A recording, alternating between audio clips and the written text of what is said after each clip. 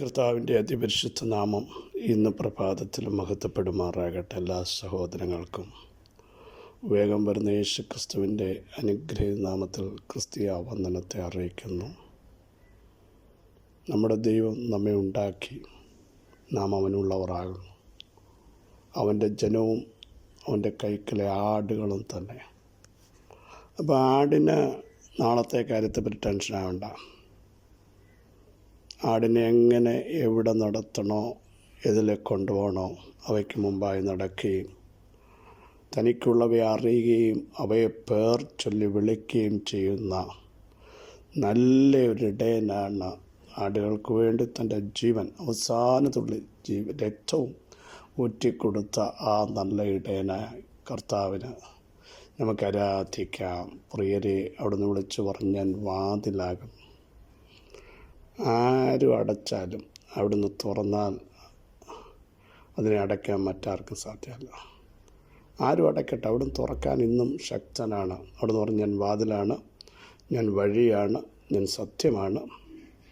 ആ കർത്താവിൻ്റെ സാന്നിധ്യത്തിനായി നമുക്ക് നന്ദി നിറഞ്ഞ ഹൃദയത്തോടെ സ്തോത്രം ചെയ്യാം. തങ്കൽ ഏകാഗ്രചിത്തന്മാരായിരിക്കുന്നവർക്ക് വേണ്ടി തന്നെത്താൻ ബലവാനെന്ന് കാണിക്കുന്ന ഒരു ദൈവമാണ് നമ്മുടെ ദൈവം.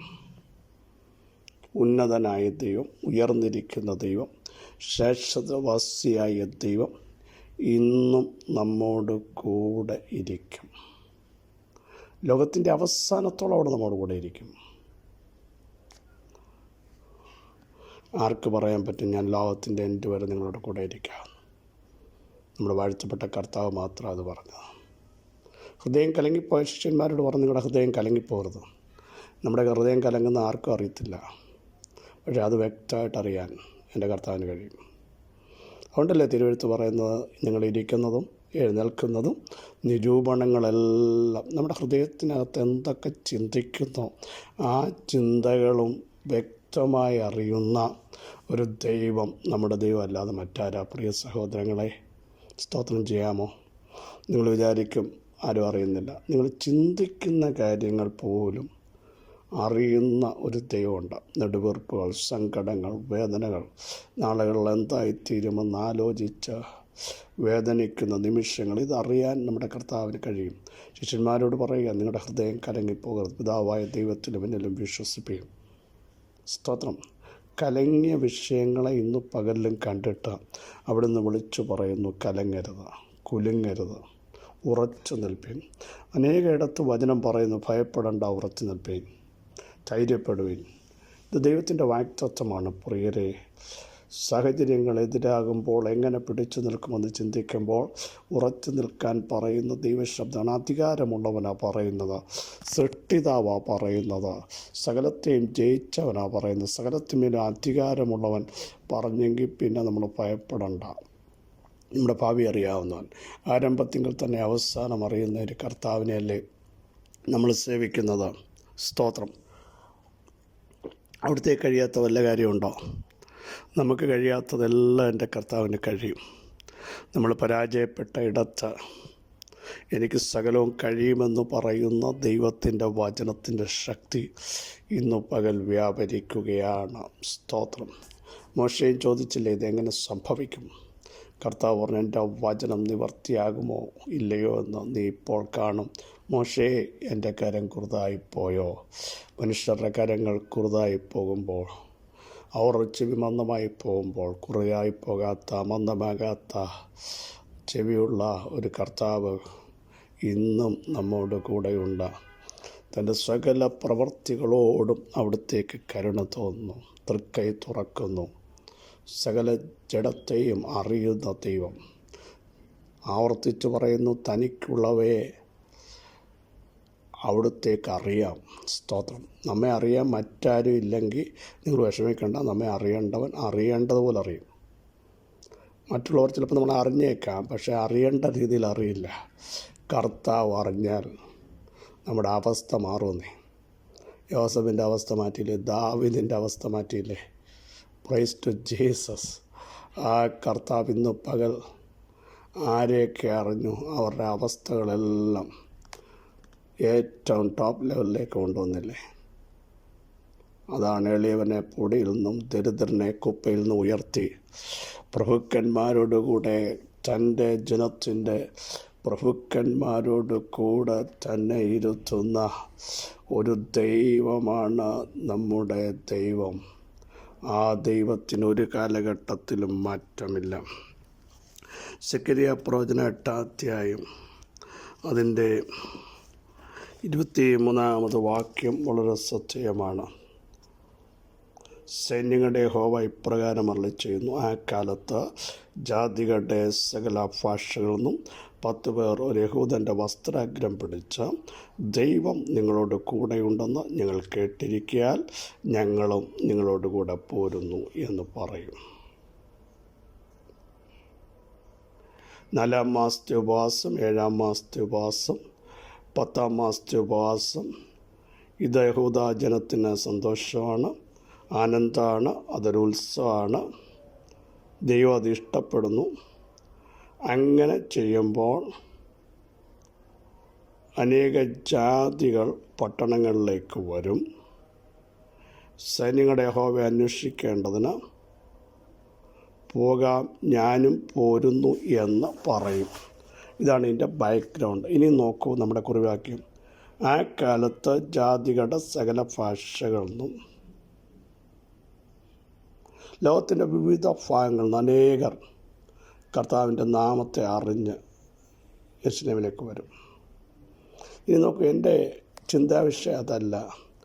ദൈവം നമ്മുടെ കൂടെ ഉണ്ട് എന്ന് ഞങ്ങൾ അറിഞ്ഞിരിക്കുന്നു, ഞങ്ങൾ കേട്ടിരിക്കുന്നു. നമുക്കറിയാം ദൈവം കൂടെ ഉണ്ടെന്ന് ചിലരറിയണം. ദൈവമാണ് നമ്മളെ നടത്തിയെന്ന് ചിലരറിയണം. ദൈവമാണ് നമ്മുടെ വീണ്ടെടുപ്പുകാരെന്ന് ചിലരറിയണം. ദൈവം കൂടെയുണ്ട്, അത് ഞങ്ങൾ അറിഞ്ഞിരിക്കുന്നു. Price to Jesus. ഇന്ന് പകൽ ഞാൻ ആത്മശക്തിയോടെ വിളിച്ചു പറയുന്നു, നമ്മുടെ ചർച്ചക്കാരറിയട്ടെ, നമ്മുടെ കുടുംബക്കാരറിയട്ടെ, നമ്മുടെ കൂട്ടുകാരറിയട്ടെ, നമ്മുടെ വീട്ടുകാരറിയട്ടെ, പ്രിയരെ, ദൈവം നമ്മോട് കൂടെയുണ്ട്. അതുകൊണ്ട് ഞങ്ങളും അങ്ങോട്ട് വരികയാണ്. ഇന്ന് പലരും ഇങ്ങോട്ട് വരാറില്ല, പലതും കണ്ടിട്ട്. എന്നാൽ നമുക്ക് നമ്മെ തന്നെ ഒന്ന് ശോധന ചെയ്യാം.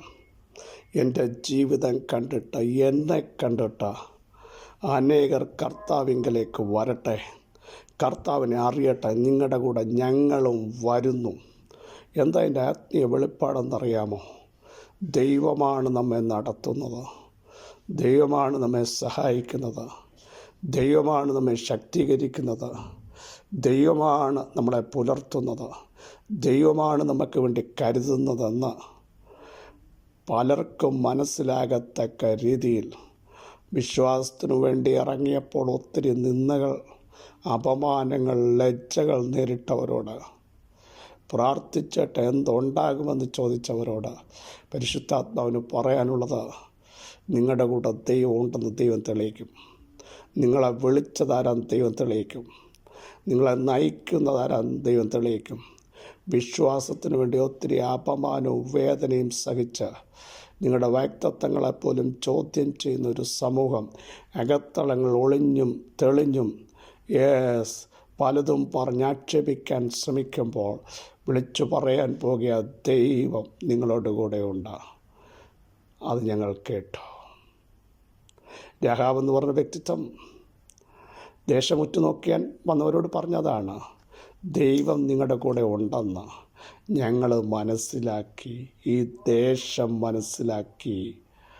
അങ്ങനെയെങ്കിൽ നമ്മുടെ സഹോദരങ്ങളും ചർച്ചക്കാരും ആവർത്തിച്ച് പറയുന്നു, നമ്മുടെ ദേശവും മനസ്സിലാകട്ടെ. പ്രാർത്ഥിക്കുന്ന ഒരുവൻ ഇവിടെ ഉണ്ട്. അവൻ്റെ കൂടെ അഖിലാണ്ടത്തിൻ്റെ ഉടയവനുണ്ട്. അവൻ്റെ കൂടെ സൈന്യങ്ങളുടെ ദൈവമായ യഹോവയുണ്ട്. അവൻ്റെ കൂടെ സൃഷ്ടിതാവുണ്ടെന്ന് പ്രൈസ് ദ ലോർഡ് എല്ലാവരും മനസ്സിലാക്കാൻ പോകാം. വിലയില്ലെന്ന് പറഞ്ഞ് നിങ്ങളെ ആരെങ്കിലും തള്ളിക്കളഞ്ഞെങ്കിൽ ഞാൻ ആത്മശക്തിയോടെ ദൂത് വിളിച്ചു പറയുന്നു, ദൈവം നിങ്ങളുടെ കൂടെയുണ്ട്. ഞങ്ങളത് കേട്ടു, ഞങ്ങളത് അറിഞ്ഞു. പ്രിയരെ, അറിയാൻ പോവാം. സർവശക്തനായ ദൈവം നമ്മോട് കൂടെയുണ്ട്. അനാദിയായവൻ നമ്മോട് കൂടെയുണ്ട്. മരണത്തെ ജയിച്ചവൻ നമ്മോട് കൂടെയുണ്ട്. നമ്മുടെ അമരക്കാരൻ നമ്മോട് കൂടെയുണ്ട്. കരത്തിൽ പിടിച്ചവൻ നമ്മോട് കൂടെയുണ്ട്. നമ്മുടെ ഉപനിധി നമ്മോട് കൂടെയുണ്ട്. ആ ദിവസം വരെ സൂക്ഷിക്കാൻ ശക്തനായവൻ നമ്മോട് കൂടെയുണ്ട്. ഈശാനമൂലൽ വന്നാലും, സിംഹത്തിൻ്റെ കുഴി വന്നാലും, തീച്ചോള വന്നാലും, പത്മോസ് വന്നാലും, ഇസബലിൻ്റെ ശക്തമായ വെല്ലുവിളി വന്നാലും എൻ്റെ കർത്താവ് എൻ്റെ കൂടെയുണ്ടെന്ന് നമുക്കും പറയാൻ പറ്റണം. Praise the Lord. ആരോടും പറ, കർത്താവ് ഞങ്ങളുടെ കൂടെ ഉണ്ട്. ആരും ഇല്ലെങ്കിലും, ആരും മറന്നാലും, ആരും മാറിക്കോട്ടെ, കർത്താവ് കൂടെ ഉണ്ട്. ഞങ്ങളത് കേട്ടിരിക്കുന്നു. മറ്റുള്ളവർ പറയാൻ പോയി. യേശുവിൻ്റെ നാമത്തിൽ സർവ്വശക്തിയുള്ള ദൈവമേ, സ്വർഗസ്ഥ പിതാവേ, ഈ വചനത്തിൻ്റെ ആഴങ്ങൾ ഞങ്ങളുടെ കുടുംബങ്ങൾ ക്രിയേറ്റ്, ഞങ്ങളുടെ തലമുറകളോട് ദൈവമുണ്ട്. ചിലത് കേൾക്കട്ടെ. ഞങ്ങളുടെ കൂടെ ദൈവമുണ്ട്. ഞങ്ങളുടെ പള്ളിയിൽ ദൈവമുണ്ട്. അത് ജനം അറിയട്ടെ. അനേകർ കർത്താവിനെ അറിയട്ടെ. ദൈവ സാന്നിധ്യത്തിലേക്ക് വരട്ടെ. പരിശുദ്ധാത്മാവിൻ്റെ ശക്തിയിലേക്ക് ജനം ആകർഷിക്കപ്പെടട്ടെ.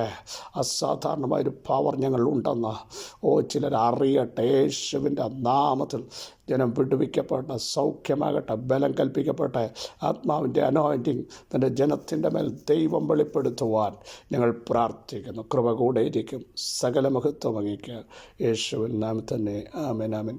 ക്രിസ്തുവിൽ വാത്സല്യ സഹോദരങ്ങളെ, എല്ലാവരും അറിയട്ടെ കർത്താവ് നമ്മുടെ കൂടെ ഉണ്ടെന്ന്. അവർ കേൾക്കട്ടെ കർത്താവിൻ്റെ വിടുതൽ. അവർ മനസ്സിലാക്കട്ടെ കർത്താവിൻ്റെ കൈയാണിത് ചെയ്തതെന്ന്.